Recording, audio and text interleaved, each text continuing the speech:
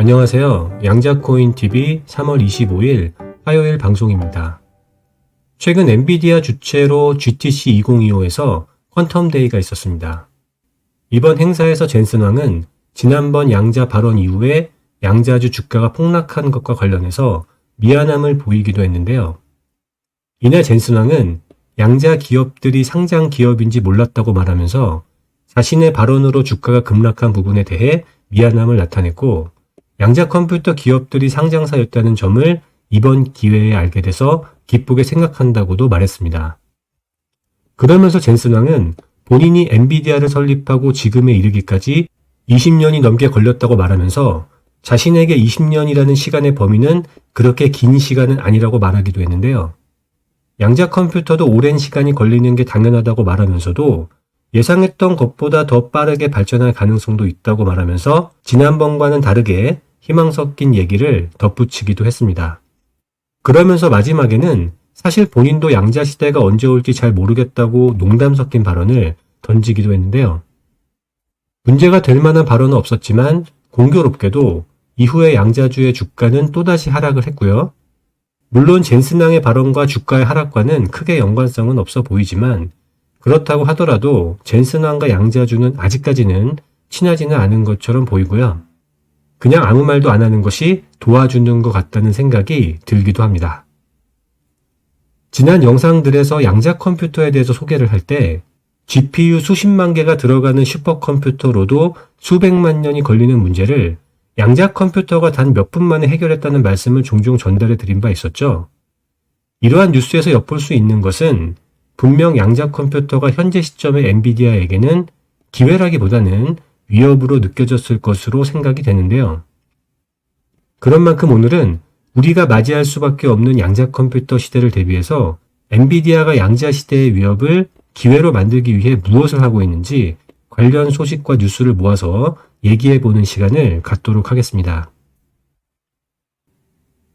우선 엔비디아는 양자 컴퓨터를 하드웨어 제조 산업이라기보다는 공유 인프라 산업에 더 가깝다고 인식하는 것으로 보이고요. 양자 기술 간의 통합과 시너지뿐만 아니라 양자 기술과 AI, 양자 기술과 슈퍼컴퓨터 간의 통합과 협업이 매우 중요하다고 생각하는 것으로 보여지는데요. 그런 이유로 인해서 엔비디아는 앞으로도 양자 기술 개발 관련한 파트너십을 강화해 나갈 예정이고 그 일환으로 가속 양자 센터를 설립한다고 발표를 했습니다. 사실 엔비디아는 이번 가속 양자 센터 설립 발표 이전에도 AI 슈퍼컴퓨터와 쿠다큐 플랫폼을 여러 양자 회사들과 공유하면서 양자 오류 수정이나 내결함성 등의 기술적 한계를 해결해 오고 있기도 했었는데요. 다만 엔비디아는 IBM이나 구글, 리게티나 D-Wave 같이 양자 컴퓨터 하드웨어를 직접 제조하지 않고 GPU 개발에서 그랬던 것처럼 양자 컴퓨터의 기능을 개선하고 기술적인 한계를 극복하도록 돕는데 포지셔닝 할 것으로 예상이 됩니다. 아마도 이것이 엔비디아가 제일 잘하는 일이 아닐까 하는 생각이 들기도 하는데요. 인공지능 로봇이나 자율주행차, 무인 항공기와 드론과 같은 제품을 직접 만들지는 않지만 이러한 제품이 실현되도록 하는데 필요한 핵심 기술과 컴퓨팅 기술을 만들어가는 것처럼 양자 산업에서도 엔비디아는 양자 컴퓨터 제조 경쟁에 직접 뛰어들기보다는 양자 컴퓨터의 병목 현상과 오류 개선, AI와 양자 기술의 융합을 통한 기술 혁신, 하이브리드 양자 알고리즘 개발 등에 더 초점을 맞추면서 엔비디아만의 전략적인 기술적 해자를 만들어 나갈 것으로 보여집니다. 이번 퀀텀데이에서 엔비디아가 언급한 가속 양자 센터는 엔비디아가 구상하는 이러한 사항들을 구체화하는 곳이 될 것으로 보이고요. 슈퍼컴퓨터와 AI, 양자 컴퓨터의 시너지를 극대화하는 연구에 초점을 맞출 것으로 생각이 됩니다. 양자 컴퓨터의 효율성과 상업성을 발전시키게 될 이 가속 양자 연구센터는 미국 보스턴에 설립될 예정이라고 하고요. 이 센터에 참여하는 기업으로는 퀀티넘, 큐에라, 퀀텀머신 등이 있고 대학으로는 하버드와 MIT가 참여할 예정이라고 합니다. 엔비디아도 양자 기술에 대해서 매우 중요하게 생각하고 있는 만큼 양자 시대를 앞당길 수 있는 획기적인 기술이 엔비디아에서 나올 수도 있겠다는 생각이 들기도 하는데요. 그럼 지금부터는 엔비디아가 양자 기술 관련해서 어떤 파트너십과 협업을 했는지를 같이 보면서 양자 생태계에서 엔비디아의 역할을 가늠해보는 시간을 갖도록 하겠습니다. 우선 QC 디자인과의 협업을 보시면 엔비디아의 Q퀀텀 SDK를 QC 디자인의 양자 기반 소프트웨어와 통합해서 내결함성을 강화했고 처리 속도를 획기적으로 개선했는데요. GPU 기반으로 400개 이상의 양자 큐비트를 시뮬레이션 하는 데 성공하면서 CPU 기반의 60큐비트 회로 대비 180배 더 빠른 샘플링 속도와 더 많은 하드웨어 결함을 모델링할 수 있는 기술적 진전을 이루었습니다. 퀀텀 서킷이라는 회사하고는 실시간 제어 기능과 양자 오류 감지 기능을 결합한 양자 오류 인식 프로그램을 개발했고요. 현재 SDK를 통해서 이 기술을 사용하고 있기도 한데요. 엔비디아의 쿠다큐 프로그래밍 환경에 퀀텀 서킷의 양자 기술을 통합한 사례로 AI 고성능 컴퓨팅 기술과 양자 기술의 효율적인 통합 사례로 볼 수 있을 것 같습니다. 또 엔비디아는 자신들의 슈퍼칩과 퀀텀 머신의 양자 제어 플랫폼을 통합해서 통합 양자 클래식 시스템 엔비디아 DGX 퀀텀 얼리 커스터머 프로그램을 출시하기도 했는데요.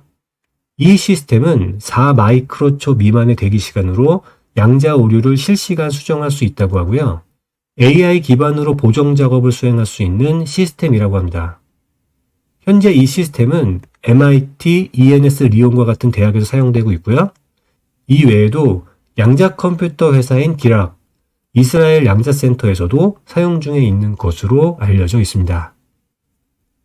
그리고 중성원자를 기반으로 하는 양자 컴퓨터 기업 파스칼의 플랫폼과 엔비디아의 쿠다큐 플랫폼을 통합해서 아날로그 양자 프로그래밍과 양자 시뮬레이션을 가능하게 지원하기도 했고요. 이러한 지원을 통해서 양자컴과 슈퍼컴의 상호 운용성을 강화하기도 했습니다. CQC라고 하는 회사하고는 양자 프로세서와 GPU 간의 인터페이스를 시연하면서 최초로 칩 간의 상호작용을 가능하게 하기도 했는데요. 상호작용 시의 마이크로초 이하의 대기시간과 1000배나 더 적은 대역폭으로 양자 오류 수정을 가능하게 하기도 했습니다. CQC의 SFQ 기술을 엔비디아의 쿠다큐 플랫폼과 통합해서 양자컴의 주요 병목 현상을 제거했다고 하고요. 양자 시스템과 기존 시스템 간의 실시간 통신을 가능하게 한 점이 이 기술의 큰 진전이었다고 생각이 되는 주목할 만한 협업 내용이었다고 평가가 됩니다. 그리고 비영리기관 미트레라는 곳하고는 이미징 기술을 포함해서 양자 이미징 시스템 설계 시뮬레이션 관련 협업을 해오고 있기도 했었는데요. 미트레의 이미징 기술은 반도체나 뇌 뉴런에서 나오는 나노 크기의 전자기 신호를 실시간으로 캡처해서 의학이나 마이크로 일렉트로닉스, 보안에 적용이 되고 있고 이 분야에서 획기적인 발전을 이루고 있다고도 합니다. 이번 협력에서 미트레는 엔비디아의 쿠다큐 플랫폼과 DGX 슈퍼포드를 활용해서 이전에는 며칠이 걸렸던 작업을 1시간 이내에 시뮬레이션 할 수 있도록 최적화했다고 하고요. 이번 협업은 양자 감지 분야에서 GPU 가속 컴퓨팅의 역할이 커지고 있다는 것을 보여준다는 관계자의 설명이 있기도 했습니다. 또 엔비디아는 퀀텀 링스의 고성능 양자회로 시뮬레이션 기술을 엔비디아의 쿠다큐 플랫폼과 통합해서 대규모 양자 알고리즘을 빠르게 반복할 수 있는 GPU 가속 시뮬레이션을 개발하기도 했고요. 이 통합 기술을 사용하면 내결함성 양자 하드웨어를 더 빠르면서도 저비용으로 테스트할 수 있게 해준다고 합니다. QCTRL이라는 회사하고의 파트너십도 있었는데요. 엔비디아와 옥스퍼드 퀀텀 서킷 그리고 QCTRL이 서로 협력해서 양자 오류 억제에 필요한 컴퓨팅 소모 비용을 절감했다고 발표한 내용도 있었습니다. 내용을 보면 이 회사 소프트웨어인 파이어58이 AI 기반 기술을 사용해서 양자 회로를 하드웨어에 매핑할 때 큐비트 수가 증가함에 따라서 복잡도가 많이 증가하는 문제가 있었다고 하는데요. 엔비디아의 GPU 가속 기술이 이러한 복잡도를 줄여서 소모 시간을 줄였고 CPU 기반 대비해서는 속도를 더 높였다고 합니다. 소모 시간을 줄이면서도 속도를 개선한 결과 많은 소모 비용을 절감할 수 있었고, 오히려 알고리즘의 충실도는 향상이 되는 좋은 성과를 거둔 사례 중 하나였고요. 이 외에도 QLA와 함께 양자 오류 수정을 위한 AI 디코더를 개발하기도 했는데요. QLA의 중성원자 QPU 데이터로 디코딩을 검증했다고 하고요. 밀리초 이내의 디코딩을 완료하면서도 더 높은 충실도를 달성했다고 합니다. 엔비디아의 AI 슈퍼컴퓨터를 활용해서 대규모 훈련 데이터를 생성하고 양자 시스템을 위한 실시간 디코딩을 지원할 수 있는 혁신적인 개발 사례로 평가가 되고요. 마지막으로는 GTC 2025에서 CUDA-Q 플랫폼을 사용한 양자 기반 머신러닝 CML을 공개하기도 했습니다. 실시간 의사결정을 효과적으로 하기 위한 상황별 머신러닝이라고 하고요. 인플레이션이라고 하는 회사가 엔비디아하고 과거에 연구했던 양자 재료 설계 연구 내용을 기반으로 해서 새롭게 발표한 AI 양자 융합 기술 발표 내용이었습니다. 지금까지 말씀드린 협업 내용을 보면 엔비디아는 현존하는 AI 슈퍼컴퓨터와 양자 컴퓨터를 융합하는 데 관심이 많은 것으로 보이고요. 완전한 양자 시대가 오기 전이라도 이 융합 분야에서 혜자를 가질 수 있는 무언가를 찾는 것처럼 느껴집니다. 물론 양자 기술의 상용화까지는 아직 시간이 많이 남아있긴 하죠. 하지만 엔비디아가 변화하지 않는다고 하면 현재 사업과 증시에서 누리고 있는 지위는 흔들릴 수밖에 없다고 생각이 되는데요. 수만 개의 엔비디아 GPU가 장착된 슈퍼컴퓨터가 수백만 년 걸릴 일을 몇 분 안에 양자 컴퓨터가 해내는 것을 보면 이것이 특별한 케이스만이 아니라 일반적인 경우에도 적용이 되는 시대가 올 경우 엔비디아라는 회사의 가치는 위협받을 수밖에 없을 것으로 보여지는데요. 그렇지만 엔비디아 같은 회사가 이러한 상황을 가만히 보고 있을 것 같지는 않고요. 오늘 말씀드린 엔비디아의 양자 분야 협업과 파트너십 사례에서 보듯이 엔비디아는 또다시 새로운 양자 혁신을 만들어낼 가능성이 높다고 보여집니다. 이러한 혁신을 위해서 엔비디아가 꾸준히 기술 개발을 지속한다면 양자 상업화에 시간이 꽤 많이 필요할 것이라고 말했던 젠슨 황의 엔비디아가 반대로 양자 컴퓨터의 상업화를 앞당기는 기술 혁신을 만들 수도 있겠다는 생각이 들기도 한 시간이었습니다.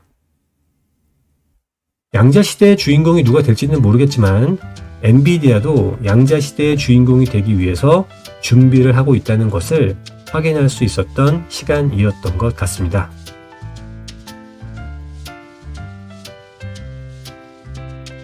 오늘도 시청해 주셔서 감사드리고요. 다음에 또 찾아뵙도록 하겠습니다. 감사합니다.